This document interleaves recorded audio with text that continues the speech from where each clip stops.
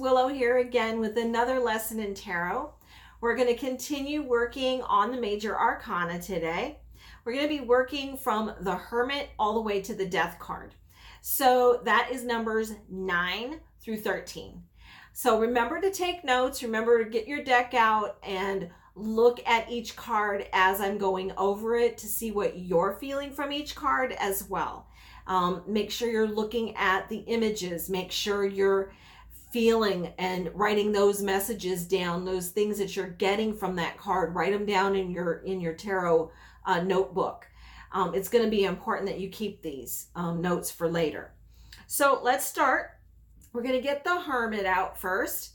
Now the Hermit, some people go, oh great, I'm a hermit, I don't go out, I don't have fun. And in some ways it could be that. But the other thing that the Hermit represents is that we have a lot of lessons in our past. And if we can reflect on the lessons that we've learned, that's our knowledge that we've gained, and we can pull from our own knowledge and our own wisdom and help ourselves in the present. So with the Hermit, sometimes you do need to take some time just to kind of pull away from things and to get more into meditations, just to kind of reflect on past experiences, especially if you're going through something, to figure out, how did something similar to this turn out before? What could I do to change that this time? So the Hermit is about kind of withdrawing from main life for a few moments at least, so that you can look at the past, you can reflect on it, okay? But remember, the Hermit doesn't mean you have to just go and be a hermit on the hill or living in the woods by yourself, even though that sometimes doesn't sound like a bad idea. But the Hermit can reflect anything like that if you think about a hermit, but they generally are very wise, okay? So that's our first card. Remember to take notes. The next one we're going to have here is the Wheel of Fortune. Now, the Wheel of Fortune doesn't always say, oh, you have good luck coming, luck is on your side. Because the fact of the matter is we create our own luck. And things that happen to us don't necessarily mean we're having bad luck. If your company decides to sell and a new company buys it and they restructure and you lose your job, that's not really bad luck. That's just a situation. How are you going to deal with that situation? Are you going to learn from it? Were you paying attention? If you sensed that things were going to change, maybe you should have been looking for another job. But you learn things. So it's not a black and white, good luck, bad luck kind of card. It's really about knowing that your actions create your destiny. So if you needed to find a new job, how are you going to do it? You're going to be all upset and stay home and not go look for a new job and just get in more and more problems? Or are you going to go, okay, this was a blow. I'm going to go out there. I'm going to look for a new job. Going to beat that pavement until I get one. So it's all in the way you look at it. But just remember that it's not just good luck, bad luck with the Wheel of Fortune. It's your actions create your destiny. So how are you going to react in a situation? Okay.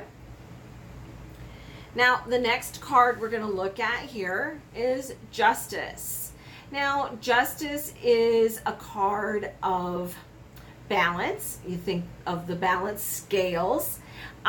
We also look at Justice as our hard work paying off.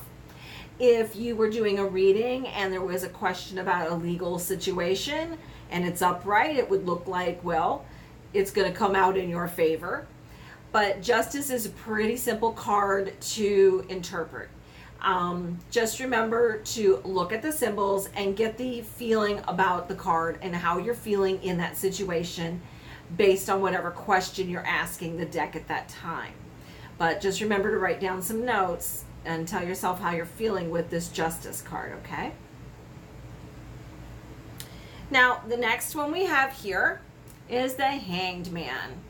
So some people see that and think it's an awful card. He's being hanged, but he's not. He's just hanging there by one foot, willy-nilly, doesn't really care. But it is a card more of stagnation. It is also a card of giving too much of yourself. Sometimes it's of self-sacrifice. So you need to ask yourself, what are you doing too much of? Maybe you're over giving someone. Maybe you have somebody that you've been taking care of for a long time. They're grown up. They know how to take care of themselves, but they refuse to.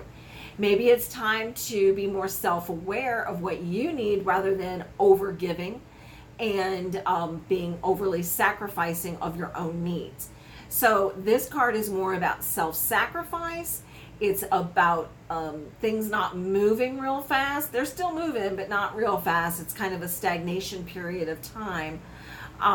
So you have to look at the situation, the question at hand, and look at what other cards are around it. Is it work related? Is it emotionally related? You know, is it money related? You have to look at what's around it, okay? But that's how it's always going to be. No matter what card you get, you have to look at what's around it. What are you feeling? What's this message you're getting from it to tell your client or yourself, okay? And finally, we're going to come up with the death card. You know, the one that everybody that ever sees it on TV is so afraid of it. They think it immediately means death. They think that somebody is going to die, and that's not what the death card means. The death card is more about out with the old and in with the new. It's the death of something that's no longer needed. It could be the ending of a relationship. It could be the ending of a job. It could be the ending of anything in your life, but you have to be prepared for change. This is what it means. It's transformation and change, transition. Generally, it represents the bigger stuff in life. It means getting married or having children or moving away or getting a new job or something big, okay? But it is not representing just death. And like I've told you in previous videos, I will not tell a client that they are dying or anyone near them is dying. It is not my position to tell them that because their guides are not going to tell me that. So I won't interpret this as death of a physical way. It's more emotional death. It is more of out with the old and in with the new.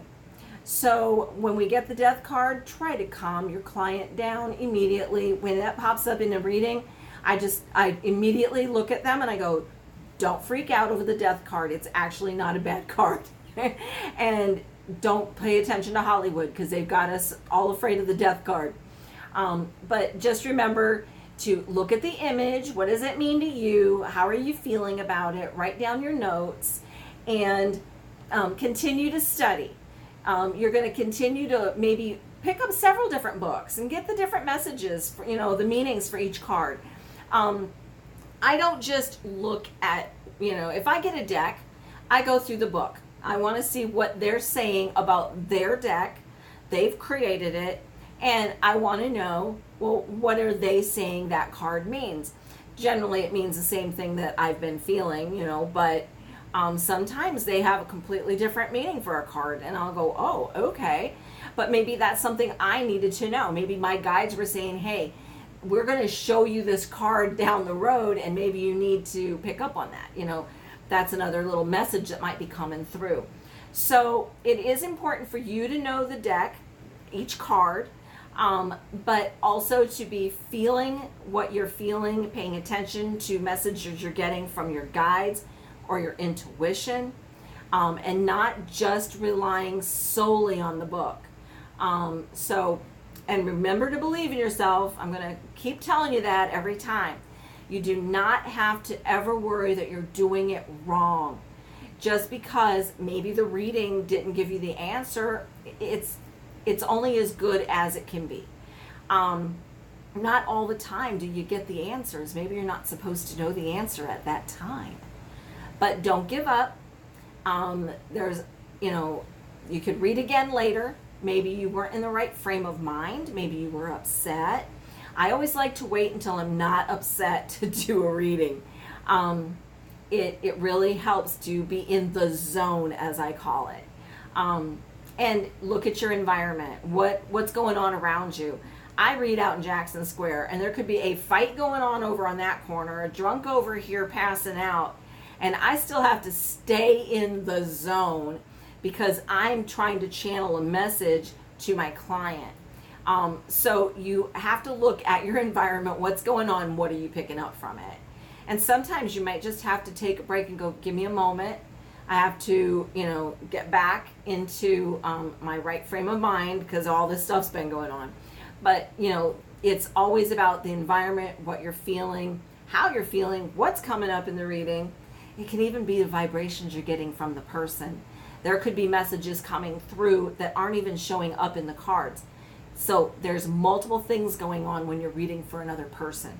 So just remember that you can't do it wrong. That's all I'm going to keep telling you. You can't do it wrong as long as you're using it for good, as long as you want to help someone. I do readings because I want to help people. That's the only reason I'm out there, because I want to help people. The universe helps me by helping, with finances, but I'm doing it because I want to help people. If I wanted to just make money, I'd go get a job working as a waitress and make really good money too. I've done that in the past, but I'm doing this because I want to help people. And I'm doing these videos because I want to help you. So if you need to contact me, if you want to, run some ideas by me, if you have a question about the tarot, feel free to text me. You'll find my information on my website, willowleymachant.com. If you'd like me to do a reading for you, also, you can set up that appointment through my website, texting or emailing me. Don't forget to follow me on Facebook and on Instagram, and you can contact me there as well. You can message me. And until next time, be blessed.